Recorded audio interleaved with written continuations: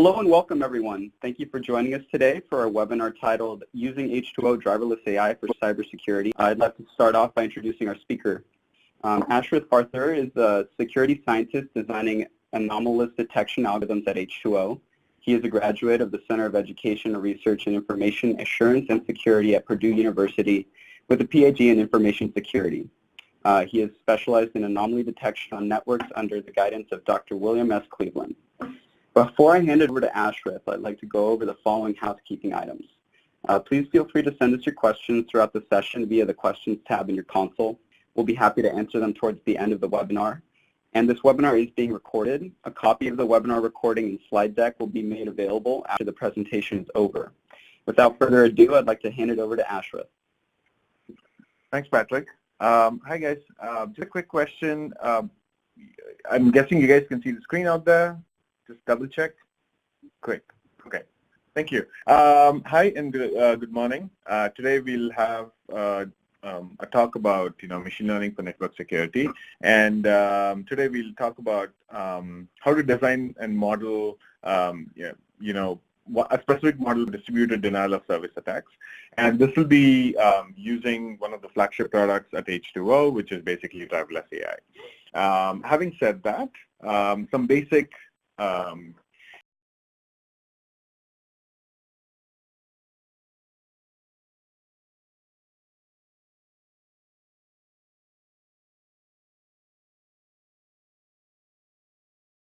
people who are probably introduced to DDoS for the first time. So I would like to take you from there to the point where you can probably build a model and then deploy it, and showcase how you can go through the whole process.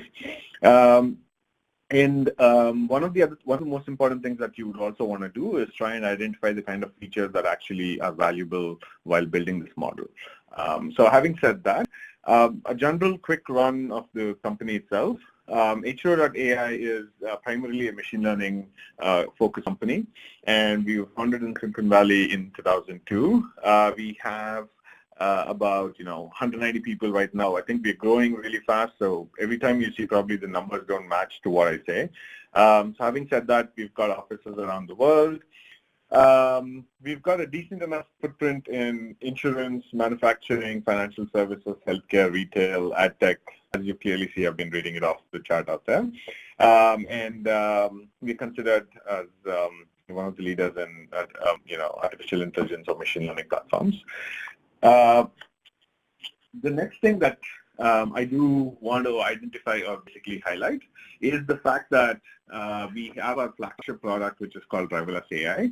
And Driverless AI is actually the product that helps you build models using machine learning automatically. So one of the biggest advantages of Driverless AI is that it's able to optimize the model with as limited inputs as possible from you, and it tries to optimize the model.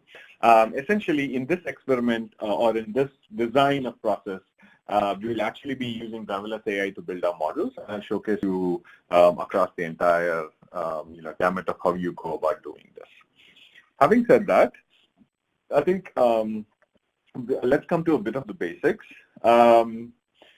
Even before we jump into DDoS, one of the fundamental origins of DOS itself is a distributed denial of service attack, or it's a denial of service attack.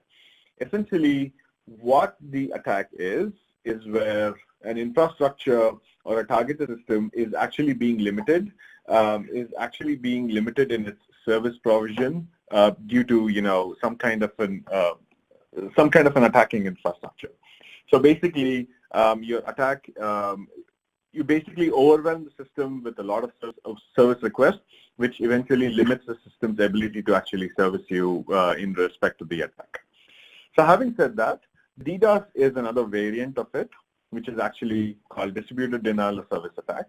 And the DDoS, essentially what it does is that multiple systems attack one single target or multiple targets, regardless of how the targets are actually established around the internet or the network for that matter, and then they basically slow down the services, or they actually cause a complete destruction of the service possibility out there. Now, this is actually, and this is actually a big problem that occurs over the internet. One of the reasons is because bots are marshaled essentially to, have a DDoS attack across different targets around the internet.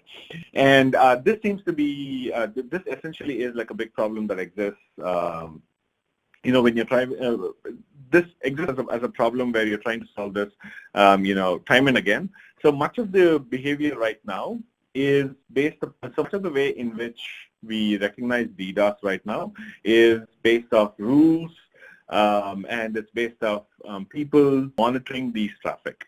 Now, for example, you would have people monitoring, different traffic between different ASs, trying to identify different BGP routes, trying to identify some unusual traffic that is coming within to an AS, within to a service, within to an infrastructure, or within to an organization.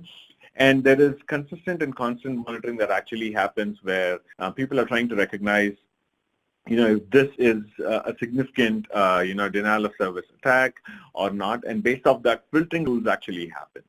Now, the issue with that is that you need a large amount of people to actually be sitting and monitoring these services. You need constant monitoring. So it's not something that you can do like a 9-to-5 job where you say, okay, after 5 I'm done. You need monitoring 24/7. One of the big problems with it is that it becomes very difficult to actually identify the behavior of DDoS itself. It takes some amount of time, just like any other form of attack. It takes some amount of time or priming for this attack to actually come up to like critical mass and then be recognized as a DDoS attack. So, which is why one of the first things that people actually go about doing, or the investigators go about doing looking across systems, is the investigation itself. They try to identify whether you actually are seeing a real DDoS attack. Then you follow it up with certain monitoring. So after you try and identify it, mind you, you are kind of marking it, highlighting it as a potential DDoS attack.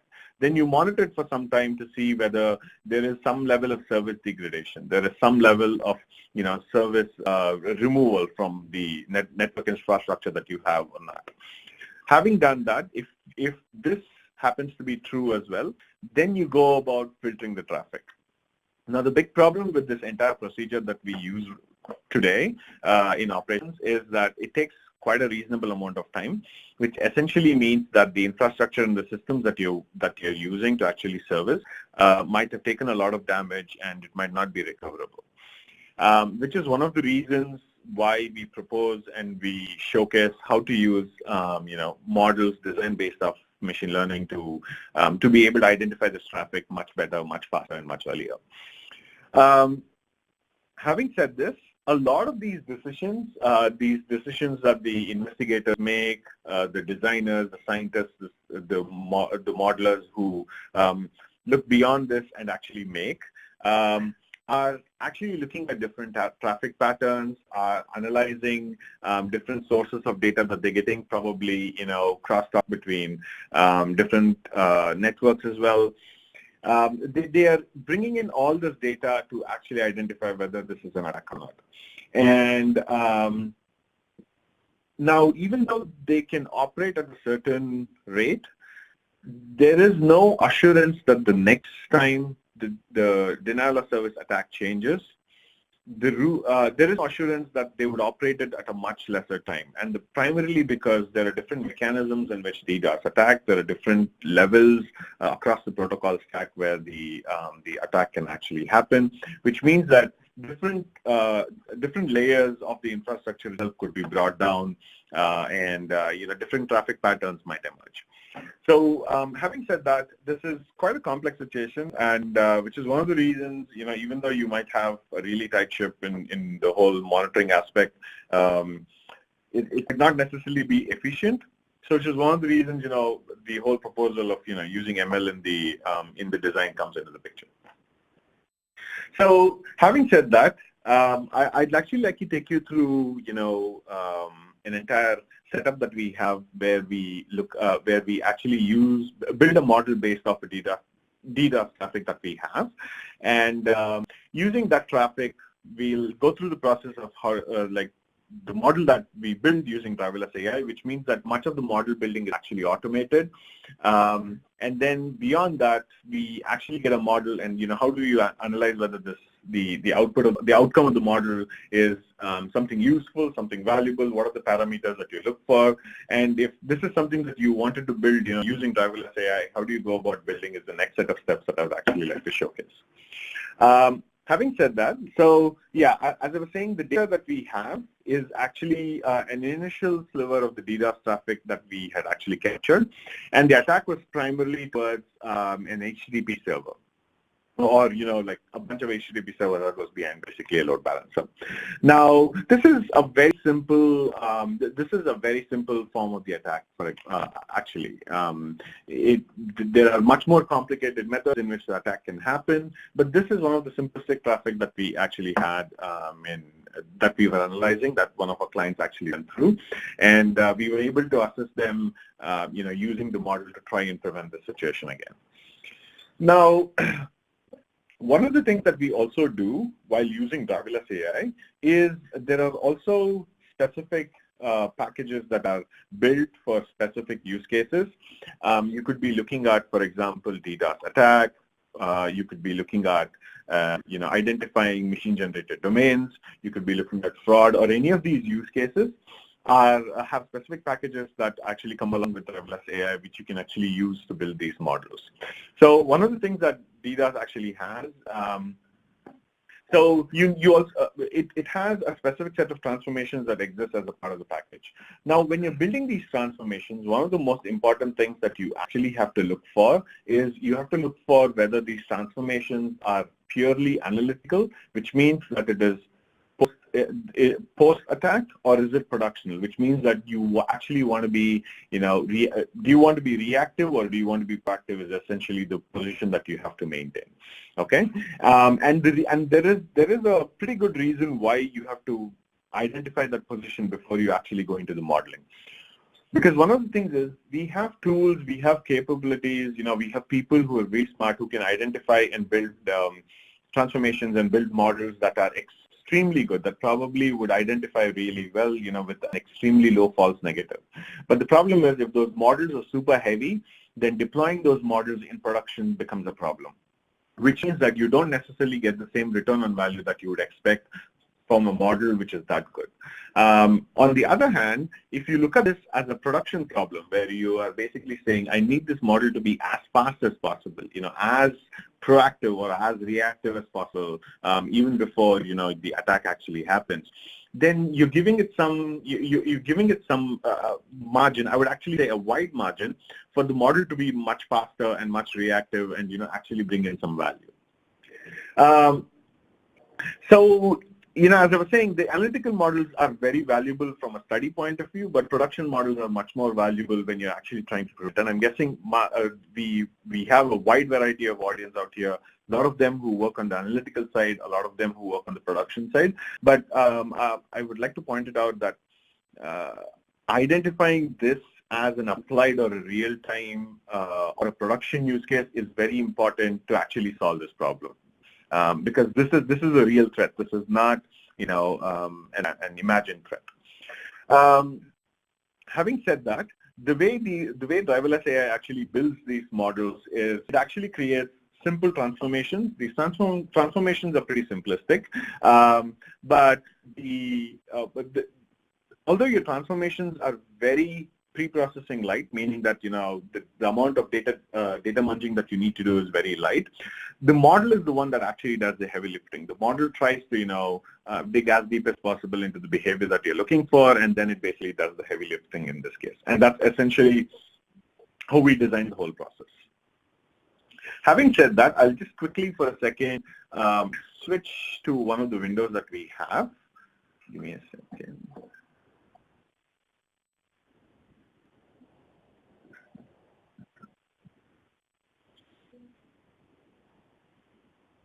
Yeah. Okay. So I'm guessing everybody is able to see our screen. All right. So what we have here is as I talked about very briefly earlier, this is driverless AI. This is essentially a flagship product. And here this is essentially what helps you build, a model or automate, your model building process.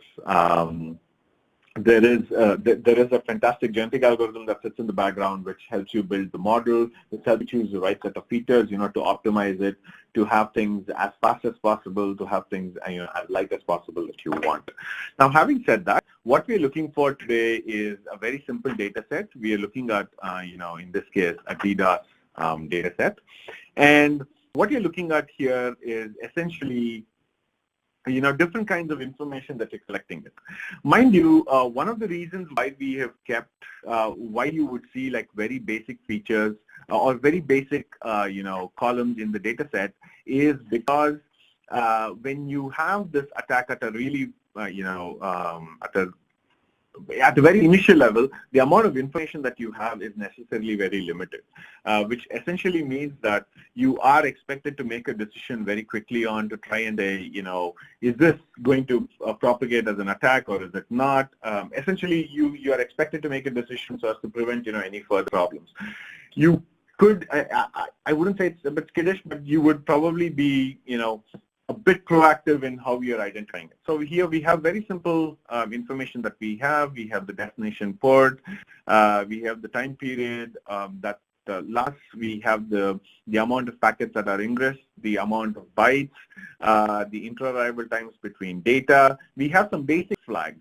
We have, if a flag has been enabled, the primary flags that exist in a TCP packet in this case.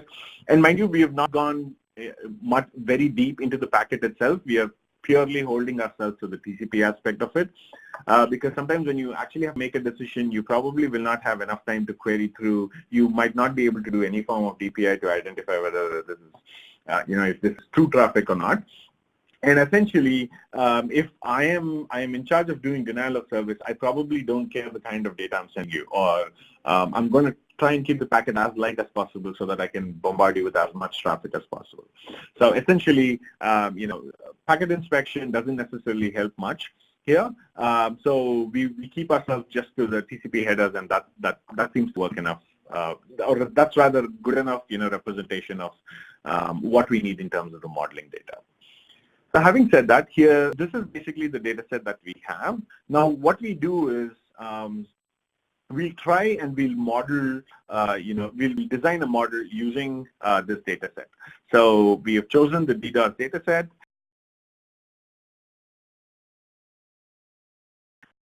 And in this case, we are selecting a target column. In this case, we are selecting whether, this traffic is good traffic or this is actually a DDoS traffic. It's as simple as that. And that's essentially is what the label is, okay?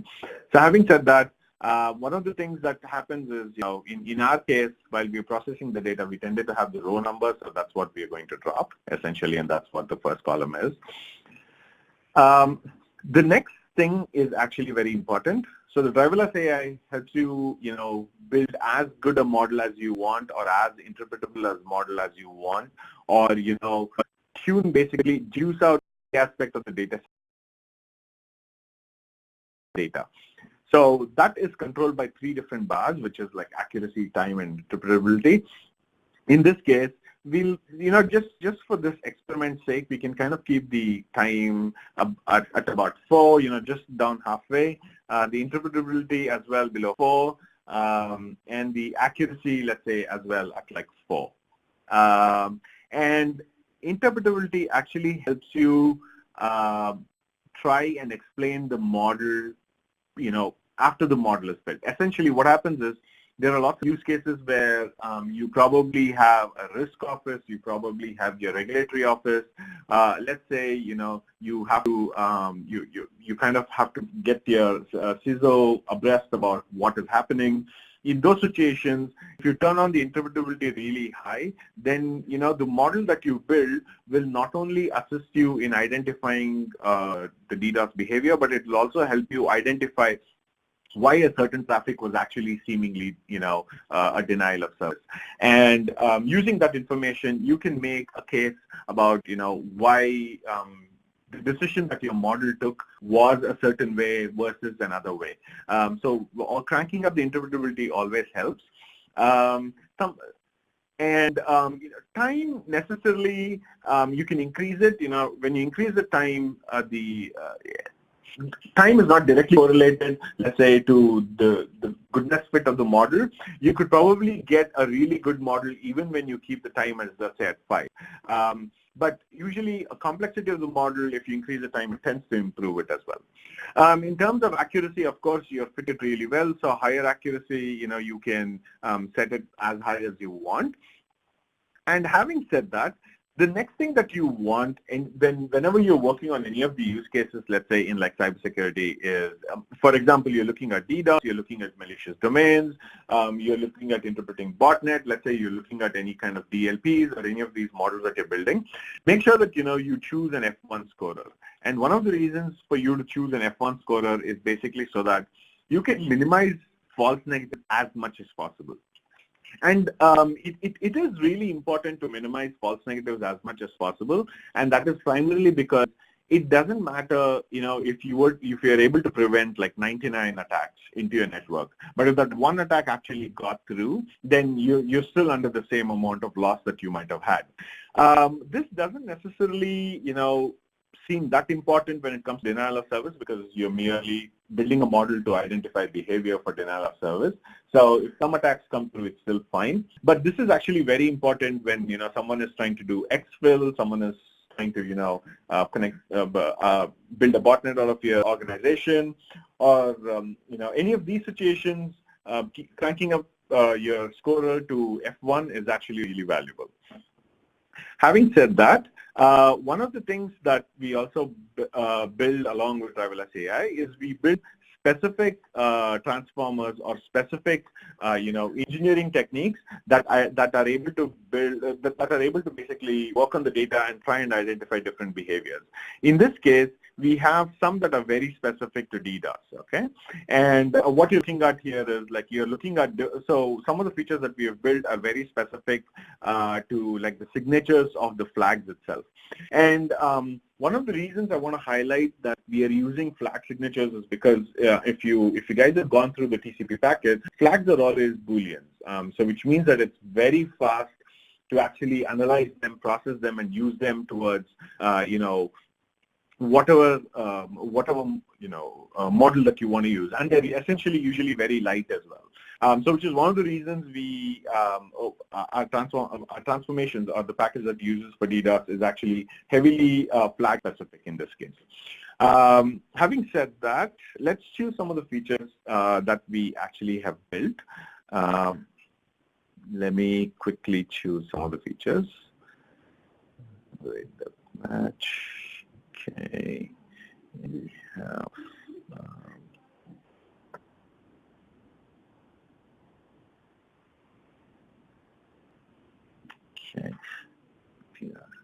okay.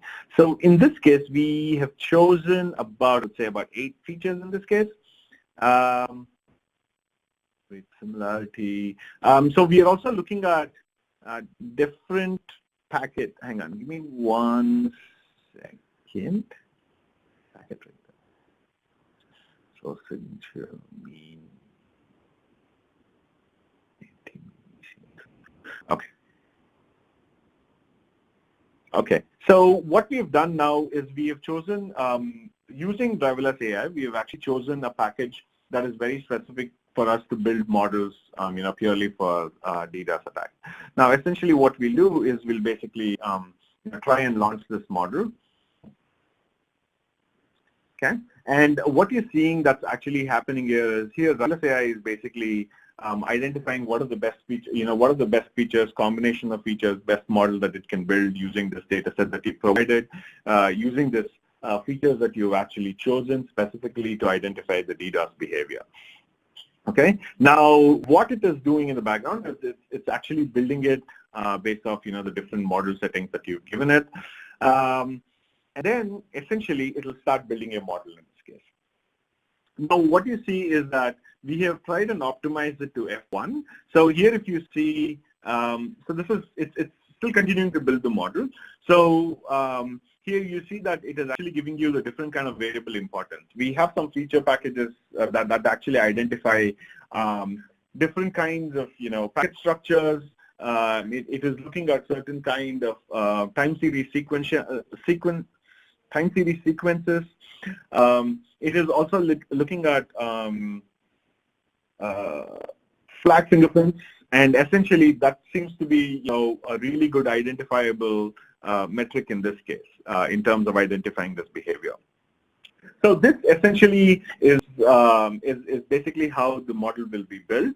Once the model gets built, you will actually have access to the model itself, and the model itself is like super light. You can get it in terms in different formats, and you can basically use that to deploy.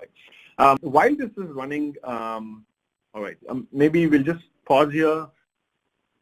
I think if anybody has, maybe we can answer a few questions while the experiment is running. Yeah, so we're seeing one question here is asking, what are the advantages of machine learning-based DDoS prevention solutions over the traditional DDoS protection solutions? For example, firewalls, etc. Okay. That's actually a really fantastic question. So one of the most important things that actually happen is the reason why DDoS is so damage creating, for that, if I can use the whole phrase, is because we wait till the traffic actually hits our organization, and then we decide, oh, this is actually causing trouble for me. Now I have to prevent it in some way.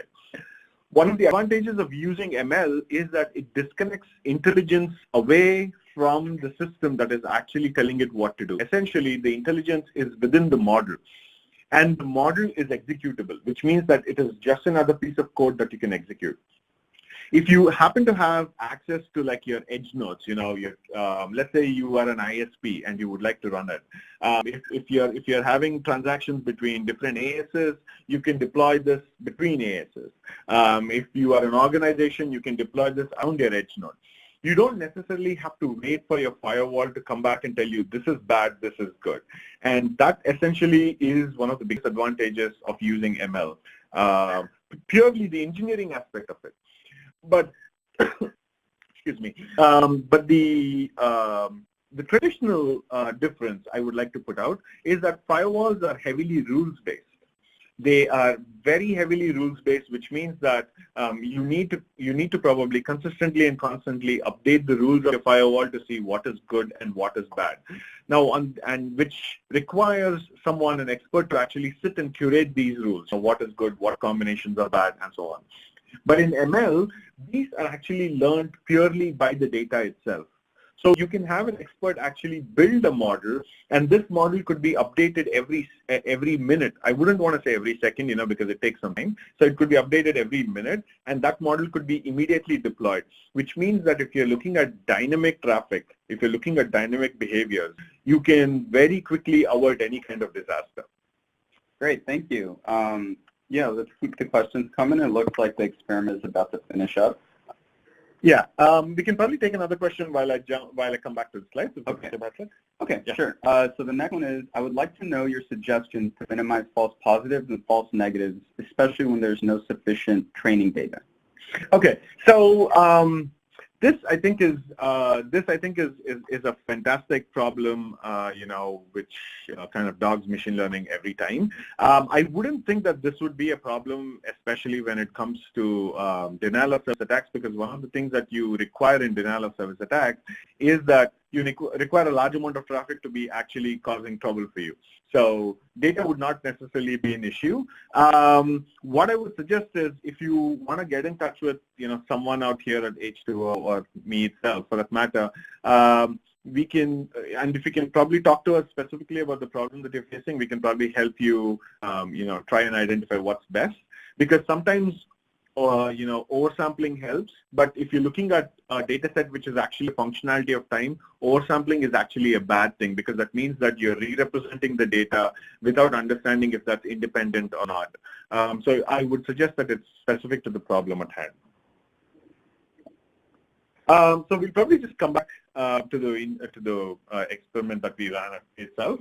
So one of the advantages that we have in driverless AI is that it gives us, how good our model performed across the different experiments. It will tell us what features were actually valuable, or what transformations were actually valuable.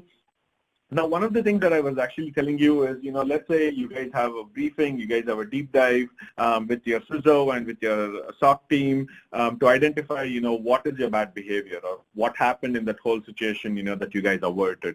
Now, at that time, the variable importance and how much of traffic actually came in kind of adds super value. You can always build up a report and let them know that, this is how things work, this is how the attack actually happened. And this is how things actually work as well. Now, having said that, I would also just quickly like to show. Maybe that will come up. Oh yeah, the screen. Yeah. Give me 1 second. Let's see if this comes up. Just pop it up,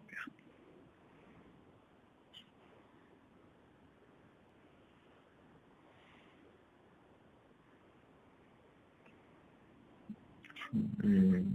Okay, so one of the things that we also get just right out of Driverless AI is you get an entire report of how your model is, what was the accuracy, how was, your model built, essentially what was the columns used, what are the kind of features that were built.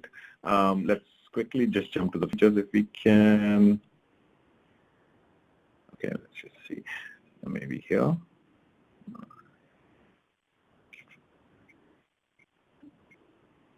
Okay, so you have different features that were actually identified in this behavior, okay?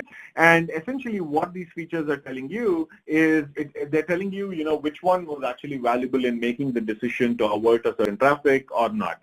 So essentially, if you ever were walking up to your, into this whole deep dive over the attack, this would be a very good report to tell you, why your model decided in a certain way, why this was feasibly important or why this was not, okay?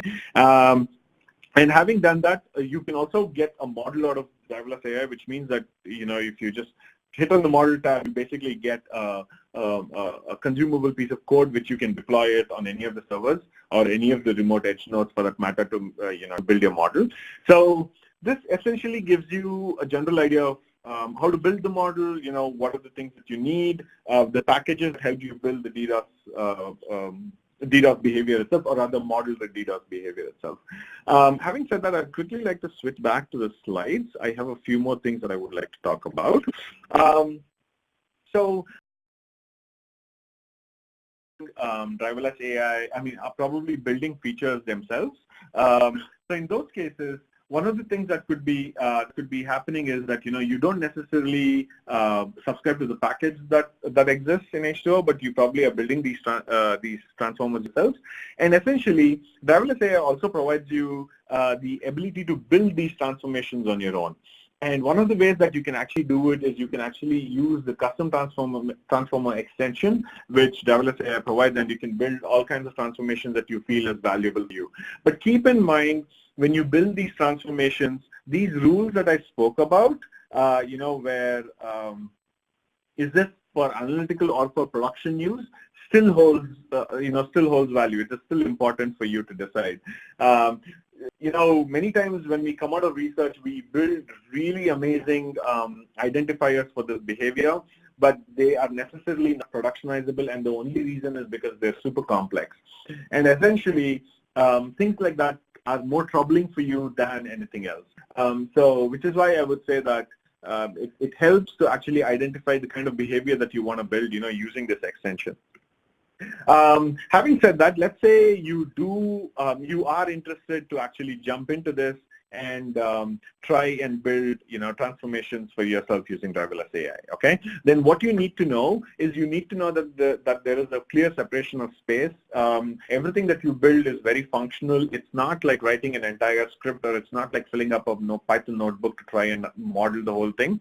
You have specific parameters that you need to fill.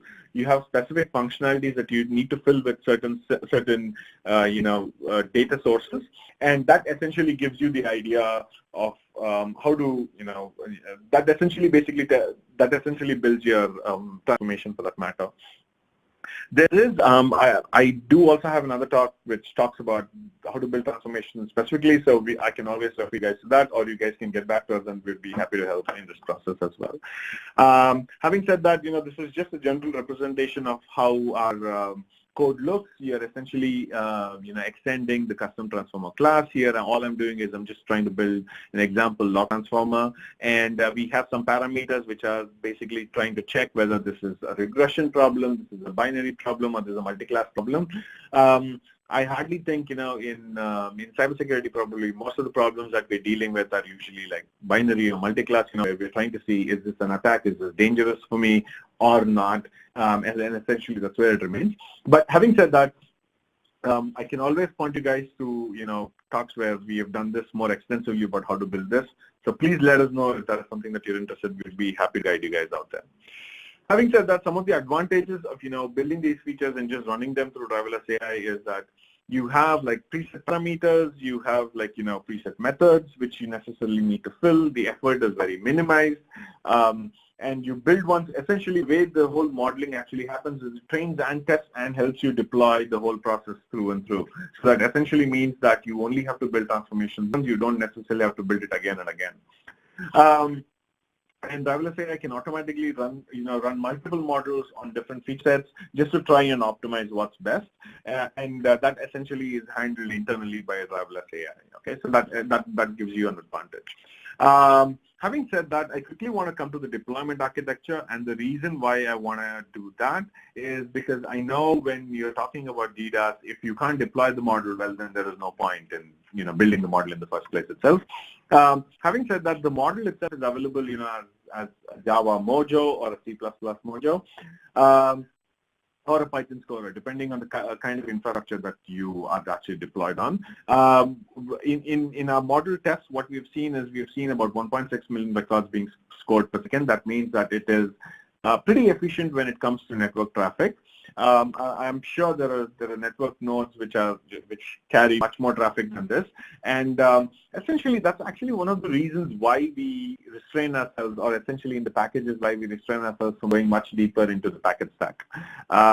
That's because the deeper that you go, the more closer you go to the application layer or to the actual data, you are essentially taking up more time in trying to identify the behavior. But of course, that comes with its own limitations, which means that you don't necessarily know, let's say you have some kind of a cross spray or something like that, which someone is sending it out to you. That is something that you wouldn't be able to identify, but which is one of the reasons why you might have to make this decision very subjectively, based off your use cases. For example, if I'm trying to actually, load up some kind of a Trojan onto your device, then essentially, deep packet inspection will help. But if I'm trying to identify if there is an attack, or I just want to stop communication of a certain kind of a decision, then looking much shallowly, much more at a shallow level in the stack helps. Having said that, the model itself is super light. It can be deployed at your edges, which makes it really easy. The model is independent. You don't necessarily have to talk, you don't necessarily have to get a firewall to talk to it, which means that it can operate independently. There are times when, because of the overwhelming traffic, the communication between, let's say, your edge node and, let's say, your central, your control plane, for example, the one that you're using to monitor your networks might actually be slow. And essentially, because the model itself is very independent, that helps you make these decisions. The model makes these decisions on their own. Essentially, we can say, there is some artificial intelligence out there in the edge node. So it can stop your malicious traffic much before we intercept it, analyze it, and then we filter it, which essentially makes it a big advantage for any of these networks. You probably prevent a lot of damages for the infrastructure. The services, if you have a SOA, the availability of services can be assured if let's say you're serving customers or so on.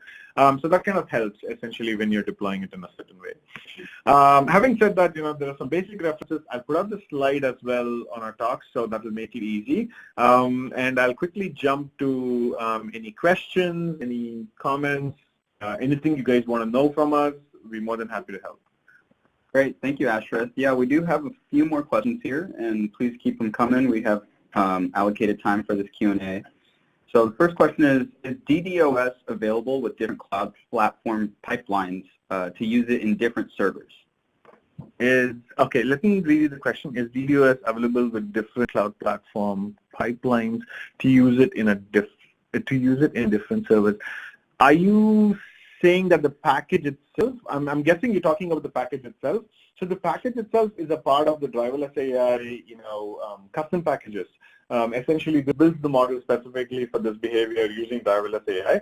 But if you're talking about the model, then yes, the model is a mere piece of code and you can deploy it however you feel comfortable with it. It can be deployed on bare metal. It can be deployed like, let's say, a Docker in case you want to deploy it. It can be deployed even on different chip architectures. So all of those would help. If that does not answer your question, I'd be more than happy to take it further if you can just come back to us. Thank you. Okay, what do you do for clustering algorithms with billions of records? They tend to not scale well with big data. Yes, that's actually a fantastic question. One of the big things that we do, one of the things essentially with reference to the whole DDoS is that we don't necessarily use cluster because, for you to cluster, you need to have a significant amount of data to be available. And so in those situations, what we essentially do is we try and sample from different sources. There are different grouping mechanisms in which we can source from different, we can sample from different sources. We tend to sample from these different sources and then see if the clustering is, homogeneous across these different groups, or they're not necessarily the same, and based on that we build it. But sampling is one of the best ways to do it. But try and sample as much as possible, which you can get as much as possible, which gives you critical mass in terms of your model building. Great. Can we use DDoS with premises hosted server? Yes, you actually can use it locally because I would like to repeat, it's merely a piece of code that you can start running locally. You don't necessarily need any kind of an infrastructure. Of course, you need a system to be able to run it, but the model itself is deployable on any kind of system on most architectures that we know of. Okay. I have not yet downloaded or tested H2O Driverless AI. I have a question before using it. Do we get data for testing the platform in it? I'm thinking of image, video, audio, data sources that could be used in the platform. So a lot of work that we do, especially for these custom packages or custom models, you do not get the same data set because, of course, these are very specific to the problems that we are solving, and these some of them are given to us by customers who understand that this could be showcased as an example. But you do get some sample data sets that are publicly available. One of the reasons why we put them on driverless AI is that so it's convenient for you to pick it up and actually start modeling. Great. Well, that's the end of the questions that we have so far. If you do have any more, we can hang out on the line for another couple minutes.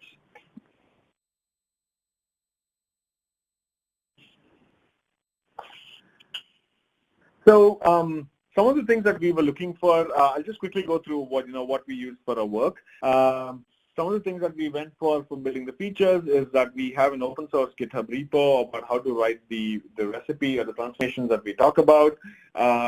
This, of course, will be there on a GitHub. It will be there on the H2O GitHub as well. And some of the in identifying these different different kinds of behaviors. This is probably a 10-year-old paper that we have that we had written back in Purdue. Of course, you can just look at the name of it and based on the slide, and you can look at it online. It's published in one of the I would say it's one of the Department of, I think it's something to do with, I'm not sure what the full form is. It's something to do with the military publication. So you can take a look at that. Then one of the beautiful sources for getting testing out these models that we built was actually a generated data set that was used that was produced by, I think, Canadian Information Security group based out of Canada, based out of Toronto. That's a fantastic data source. I can, of course, add the link before I publish the slides as well. I'm happy to do that. Okay, so we got a couple more questions. After detection of DDoS, how is H2O Driverless AI going to neutralize the attack? Oh, that's actually a fantastic question. So H2O Driverless AI does not neutralize the attack. What we do provide to you is the intelligence to detect the attack. Now, what you have to do is all H2O provides is a feedback. It will provide you whether it's a yes or a no, if it's a binary problem or if it's, if it's a multi-class problem, different variations. Based off the yes or a no, you'll actually have to tie it back into some system that makes a decision. You could have, some kind of an ACL in the end which says, okay, this kind of traffic is not allowed. Or you could add it back to your IP tables or your firewall in the endpoint that helps you identify whether this behavior is valuable or not. Excellent. Excellent. Yeah, the only other question we have is H2O available for image and audio as predictions? H2O is available for image and audio as predictions. I'm not totally sure about the question, but maybe you're looking for packages that help you identify images and audio. Yes, there are transformations that are images and audio specific. I guess you can probably try the 21-day license and try it out, and let us know if that helps your cause. Thank you. Okay, that does it for all the questions we have. I want to thank Ashrith for taking the time today and doing a great presentation. I'd like to say thank you to everyone who joined us today as well. The presentation slides and recording will be made available after the presentation is over on our Bright Talk channel. Thank you. Thank you.